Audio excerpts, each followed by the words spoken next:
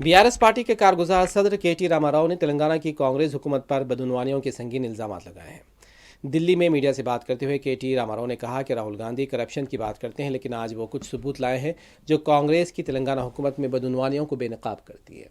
KTR ने बताया है कि अमृत स्कीम के लिए टेंडर्स तलब किए गए हैं। उन्होंने बताया कि 8,088 करोड़ के फरवरी में टेंडर्स तलब किए गए थे। उसके अलावा केटीआर ने कुछ दूसरी कंपनियों का भी हवाला दिया और कहा कि इन मामलात में बेकायदगियाँ हुई हैं। केटीआर ने मुख्तलिफ कंपनियों के कंट्रैक्ट का भी हवाला दिया।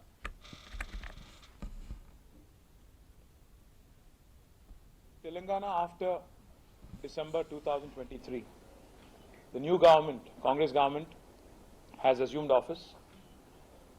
Their important leader and the leader of opposition today in Parliament, in Lok Sabha, Shri Rahul Gandhi ji, keeps talking about crony capitalism, corruption, how today powerful people who are connected to more powerful people are able to abuse the proximity to power centers and get their way in terms of amassing wealth.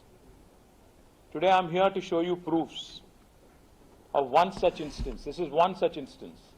I'm going to come back to Delhi repeatedly and talk more and more about rampant corruption in Congress government in Telangana. The one instance I'm going to point out